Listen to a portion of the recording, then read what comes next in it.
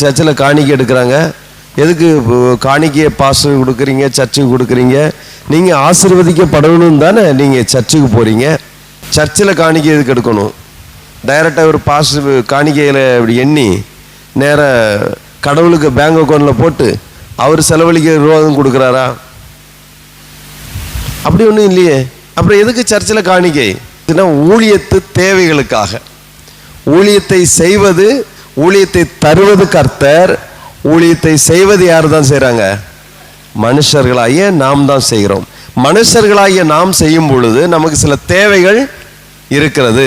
இப்போ நான் வேலை செஞ்சுட்டு ஊழியம் செய்கிறேன். முழு நேரமாக இந்த பணியை செலவு செய்வாங்க. அவங்களுக்கு முழுக்க முழுக்க அவங்களோட செலவு எங்கேருந்து வரணும்? இங்கேருந்து தான் வந்தாகணும். அப்போது இந்த பணத்தை வச்சு அவர் செய்யும்போது உற்சாகமாக அவர் என்ன செய்வார்? அந்த ஊழியத்தை செய்வார். இன்னும் கொஞ்சம் பணம் நிறைய இருந்தால் என்ன பண்ணலாம்? மிஷினரிகளில் ஏழைகள் அந்த பக்கத்தில் இருக்க அங்கே இங்கே மக்களுக்கெல்லாம் உதவிகளை என்ன செய்யலாம்? செஞ்சுக்கிட்டே இருக்கலாம். அப்போ ஒரு சபையில் ஏழை பணக்காரங்க உயர்ந்தவங்க தாழ்ந்தவங்க இருப்பாங்க. அவங்க எல்லாரும் கொடுக்கக்கூடிய அந்த பணம் ஒரு இடத்துல சேருது. இந்த பணத்தை நம்ம சபை தேவைக்கும் பிறருடைய ஏழைகளுக்கு உதவி செய்கிறதுக்கும் இது உதவியாக இருக்கும். இதை நான் தவறாக எடுத்து பயன்படுத்தினா கர்த்தர் என்ன செய்வார்? என்கிட்ட கணக்கு கேட்பார். உங்கள்கிட்ட கொடுத்தவங்கள்ட்ட என்ன செய்ய மாட்டார்? கணக்கு கேட்க மாட்டார். ஏன்னா நீங்கள் யாருக்கு கொடுத்தீங்க? சபைக்கு கொடுத்தீங்க.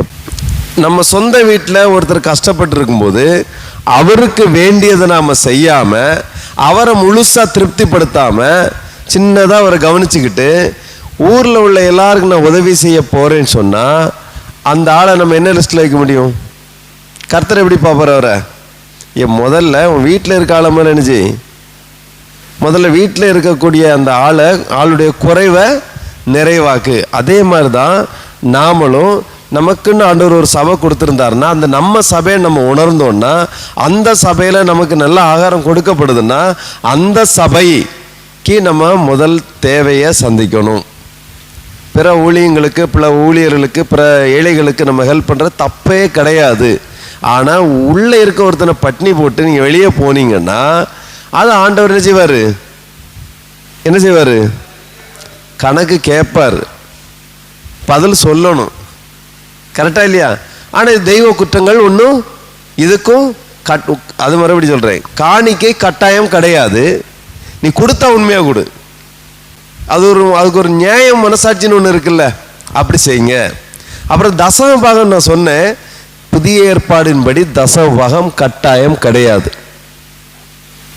அப்புறம் ஏன் தசமம் கொடு, யாரெல்லாம் கொடுக்குறீங்கன்னு கேட்குறோன்னா, தசம பாகம் என்பது 10ல் 1 கொடுப்பது ஒரு வழக்கம். நம்ம 1 கிலோ முன்னாடி எல்லாம் என்னன்னா பிடி அரிசி கொண்டு வருவாங்க. 1 கிலோ அரிசி வந்துச்சுன்னா எத்தனை 100 கிராம் என்ன செய்யணும்? கர்த்தருக்கு கொடுக்கணும். முன்னாடி பிடி அளந்து போடுவாங்க. நாளில் அளந்து போடும்போது பிடியை எப்படி கடுகுல, வெந்தயத்தில், ஜீரகத்தில் எல்லாத்துலேயும் அந்த காலத்தில் என்ன செய்வாங்க?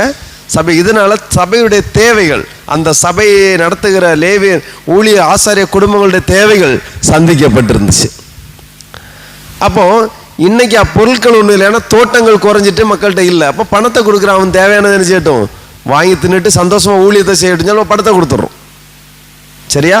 அவனுக்கு அந்த பண பிரச்சனை ஸ்ட்ரகிள் வந்துன்னா ஊழியத்தை என்ன செய்ய முடியாது, அவன் நிம்மதியாக திருப்தியாக செய்ய முடியாது. ஆகவே என்ன பண்ணணும், நம்ம அப்படி செஞ்சோம். அப்போ அதனால தான் இன்றைக்கி அப்படி போயிட்டுருக்கோம். ஸோ பணம் என்பது எல்லாவற்றுக்கும் உதவியாக இருக்குன்னு பைபிள் சொல்லுது. பண ஆசையே எல்லா தீமைக்கும் வேறாக இருக்குன்னு சொல்லப்பட்டிருக்கிறது. அப்போ பணம் உதவிக்காக பயன்படுத்தப்படணும். அப்போ உள்ள ஒருத்தர் கஷ்டப்படும் பொழுது இங்கே கொடுத்துட்டு வெளியே கொடுப்பது உன்னதம். அப்போ தசம பாகங்கிற கட்டாயம் இல்லை. 10ல் 1 அவன் கொடுத்து பழகட்டுங்கிறதுக்காக இன்றைக்கும் பேசிக்கிட்டு இருக்காங்க சில ஊழியர்கள். அது கட்டாயம் இல்லை. அமுக்கி குலுக்கி அமுக்கி சரிந்து விழும்படி. முன்னாடி நீங்கள் வயலில் இருக்க போயிருப்பீங்க. இந்த வயலில் இருக்க போனால் காசு கொடுக்க மாட்டாங்க, சம்பளம் மாட்டு. எத்தனை பேருக்கு அந்த அனுபவம் இருக்குது? நெல் கொடுப்பாங்க பதிலுக்கு. பார்த்துருக்கீங்களா? நான் போயிருக்க, அது வாங்கியிருக்கோம். அப்புறம் ஒரு பெரிய நாளி வச்சுருப்பாங்க, அது மரக்காலா ஏதோ ஒன்று வச்சுருப்பாங்க. அப்போ அந்த மரக்காலில் நெல்லை போட்டு ஒரு குலுக்குவாங்க. குலுக்கி அமுக்கி மேலே கோபுரமாக்கி அது சரிந்து விழணும். நிரப்பாக போட மாட்டான், நம்ம ரேஷன் கடையில் போடுற மாதிரி போட மாட்டான். அவன் அப்படி கோபுரமாக்கி அதை அமுக்கி அப்படி நிறைவா அள்ளி போடுவான். வேலை செஞ்சிருக்கான்ப்பா, அவனுக்கு நிறைவா கொடுக்கணும். அந்த மனசு அதில் தெரியும். அப்படி அள்ளி போடுவான் பாருங்க. அமுக்கி குலுக்கி நல்லா குலுக்கி சரிந்து விழணும். அந்த நெல்லுக்கு மத்தியில் அந்த மரக்காலை வச்சு அள்ளி போடுவாங்க, அது சரிந்து விழும்.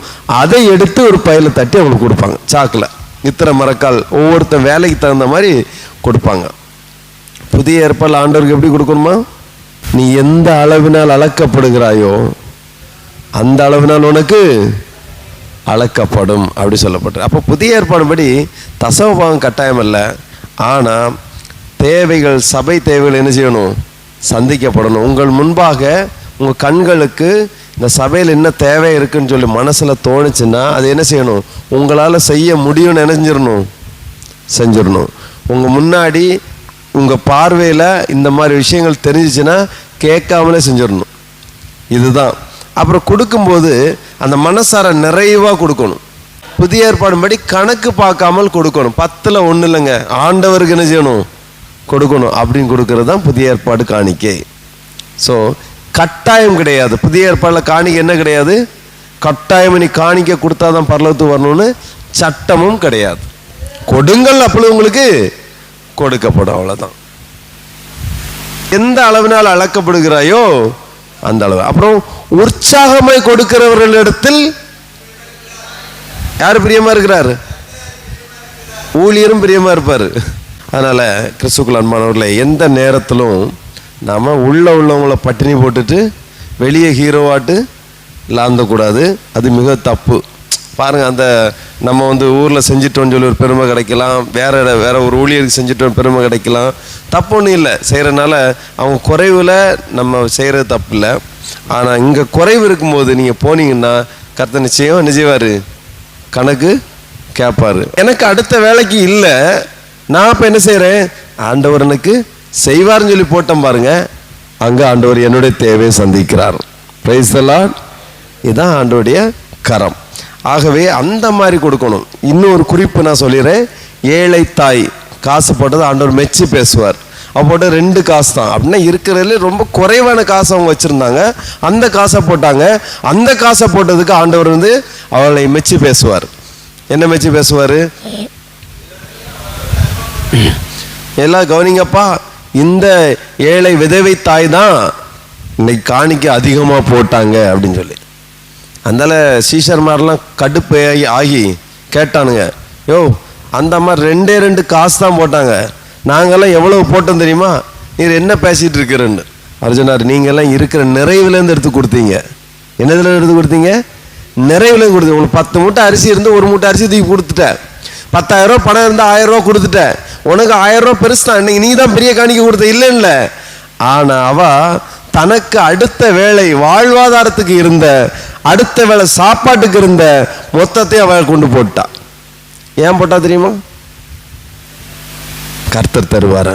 ஏன்னா அடுத்த வேலைக்கு எனக்கு என்னன்னு தெரியாது, உழைக்க முடியாது, பலன் இல்லை. ஆனால் இந்த ஆண்டவருக்கு கொடுத்துட்டோன்னா ஆண்டவர் நிச்சயம் பார்ப்பார். இவ்வளோ பேர் காணிக்கப்பட்டதில் ஆண்டவர் அதை ஒத்து பார்த்துட்டார். அப்போ நீங்கள் சர்ச்சில் காணிக்கப்பட்ட பாஸ்டர் பார்க்குறாரோ இல்லையோ, யார் பார்க்குறா? கர்த்தர் பார்க்குறார்.